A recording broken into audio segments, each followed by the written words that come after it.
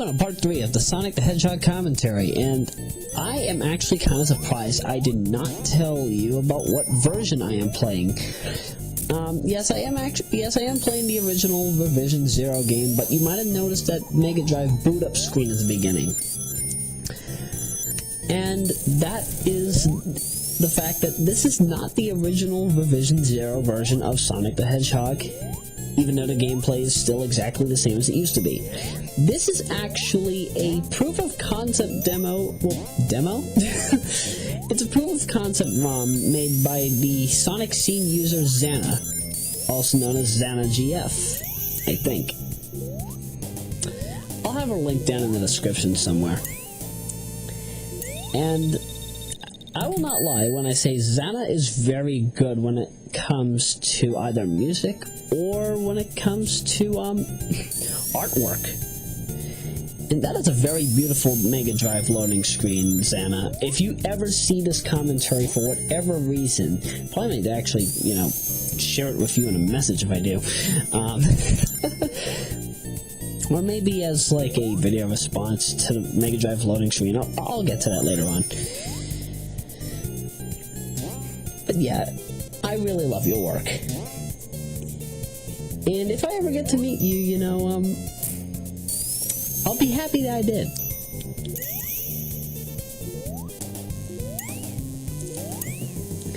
But yeah, I felt that it was probably better for me to do this version rather than do the original Sega Genesis version, even though I've pretty much played that version to death. I don't know, I just love the better screen, and this Orbinaut. Yeah, there's a small pixel there that you can actually hit. I'm actually kind of baffled that you can do that. And I'm surprised you can actually do that, too. Dang, I'm just glitching up Starlight Zone, am I? And, well, just like with the past two parts, let's talk a little bit about this zone. Starlight Zone pretty much looks like New York City, well, back in the day. Fun fact, this zone was actually shown at an arcade advertisement in Wayne's World, the original Wayne's World. I forget the name of that arcade company, but I don't know. It looked beautiful to me. Now I forget if this. Excuse me, I just hiccuped again. Now, I don't know if this is in the Mega Play version. I don't know if this level is in the Mega Play version of the game. If you don't know what Mega Play is a special series of Sega Genesis games that ended up being put onto arcade machines. In the case of Sonic the Hedgehog, this ended up being one of the games, but it didn't get all the levels. It only ended up getting, to my memory, Green Hill Zone, Spring Yard, Starlight, and Scrap Brain. Actually, I don't think, I think the first two acts of Scrap Brain were there, Labyrinth Zone was completely taken out, and Pathetic First Hit. But I won't lie when I say that the Mega Play version really made you, like, haul bass, because they actually gave you a time limit. Sonic the Hedgehog Arcade Edition is, or could I say Mega Play Edition? Sonic the Hedgehog Mega Play Edition is made for people that have played Sonic the Hedgehog to death and can speedrun it with no problem, with no sense of flaw. I think with Green Hill Zone, they require you to beat the dang level in 50 seconds. I mean, okay, but what if you want to explore? What if you want to get all 250 plus rings?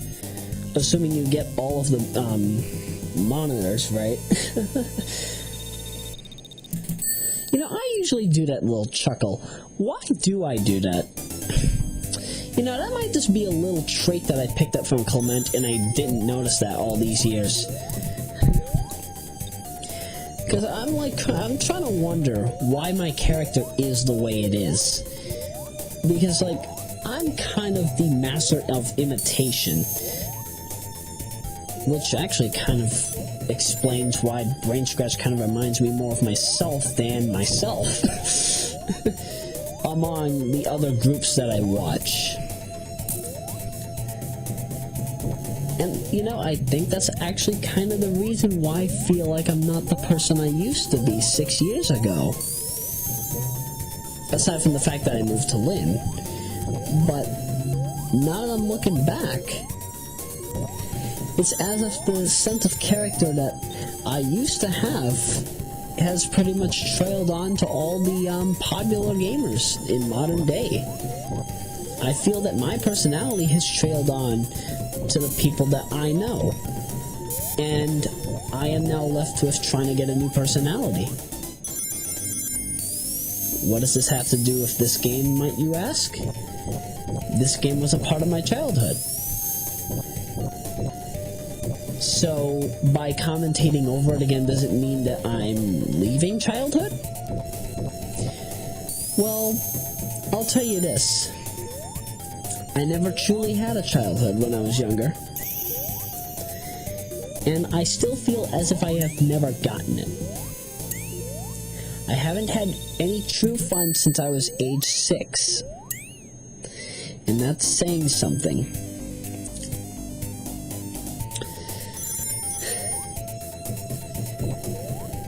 But then again, that's something that applies with every ace of spades and every two of clubs. I'm a two of clubs person because I was born on November 18. November 18 has two of clubs as their birth card.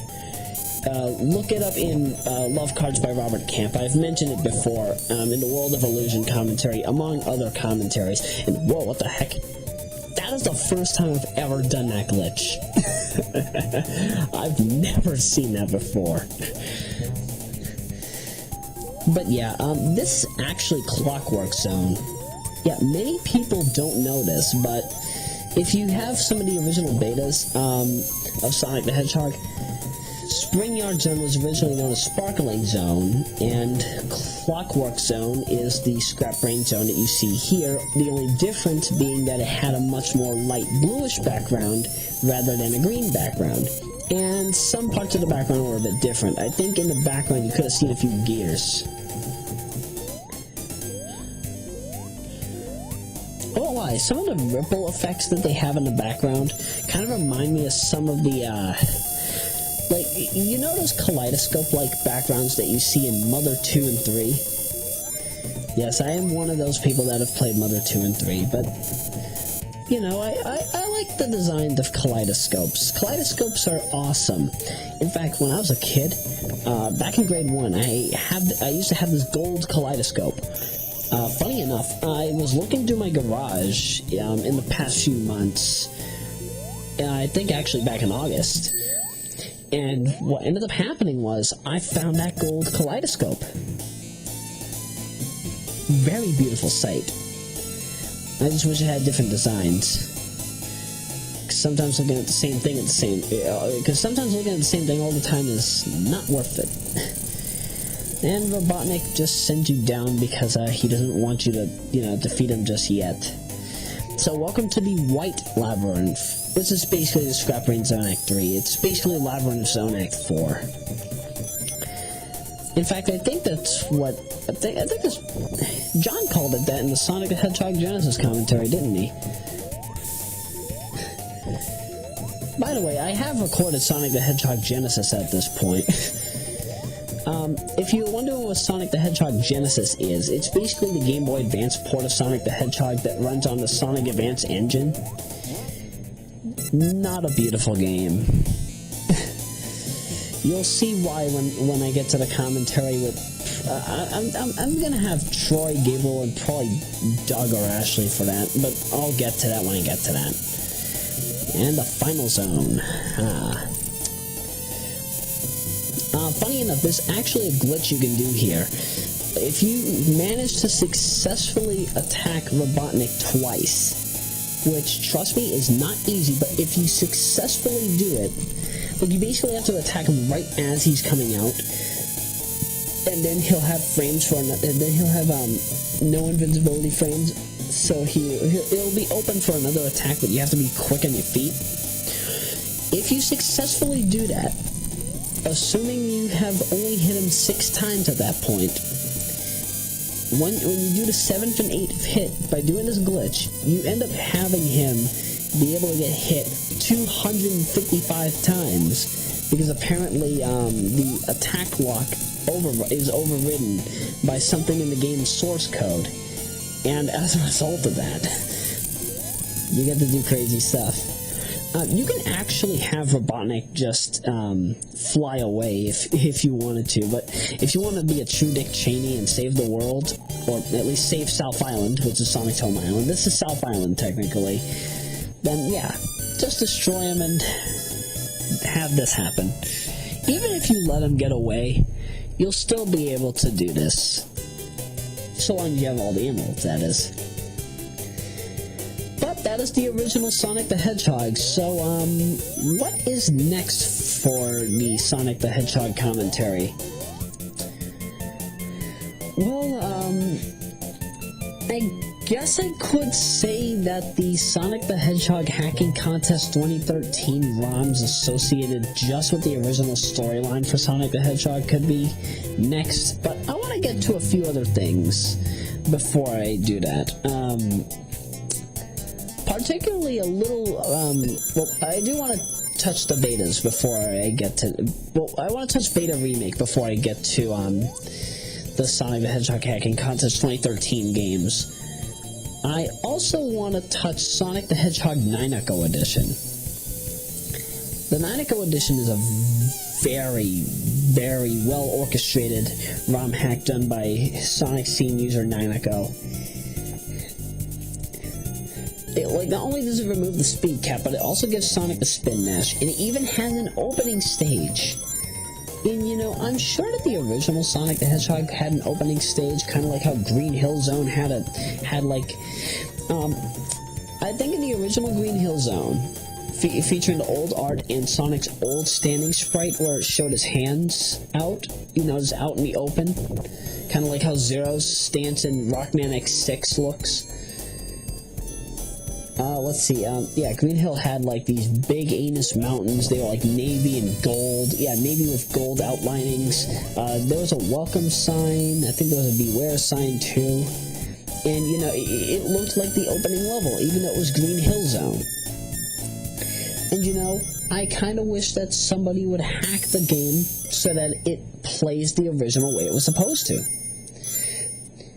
I mean, if they did Sonic the Hedgehog 3 if they did Sonic the Hedgehog 3 complete, what could stop them from making Sonic the Hedgehog complete, or Sonic the Hedgehog 2 complete already exists. If you have Sonic the Hedgehog 2 long version, which I already did a commentary of, what was it, parts 7 through 14? Sick to say I remember this stuff, right? Sick to say that, but what can you do when you have memory like mine? I will wait for an eternity, long eternities, for that to happen, and that lovely, beautiful screen by Zana. And I'm gonna wait until okay, the logo's done talking.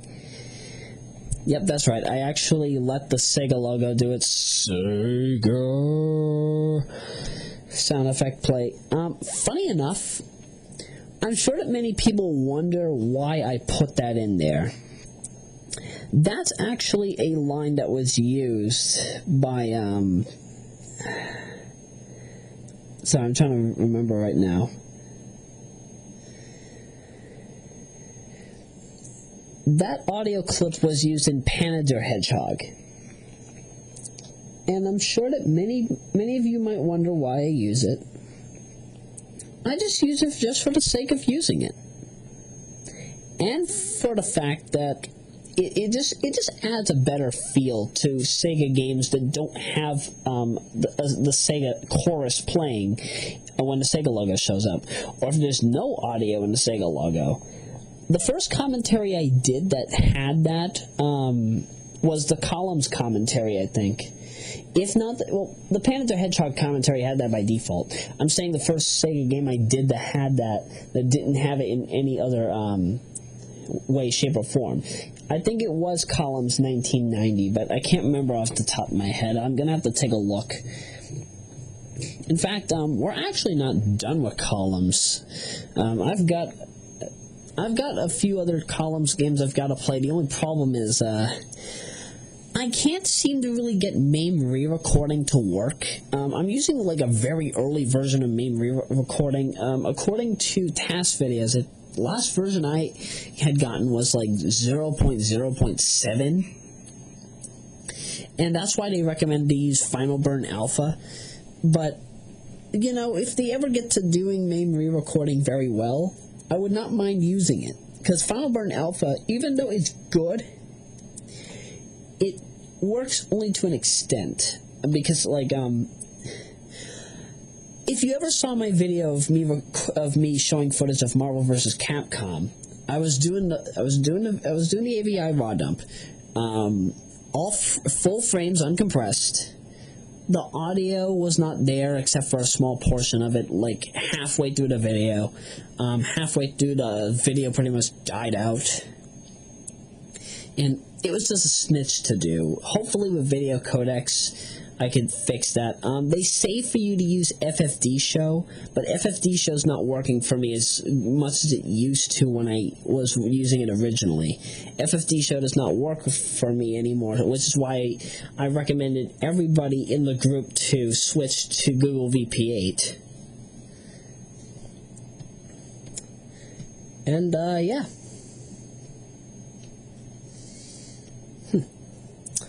You know, funny enough, I used to know more about technological stuff when I was younger. Now in modern day, I kind of know stuff, but I don't know. My brain's been blown to fish for the past 6 years. I need to get out of Lynn. I've done all I have to in this city. But one day I'll return just to visit. Maybe even get married or something. Who knows what the future has in store.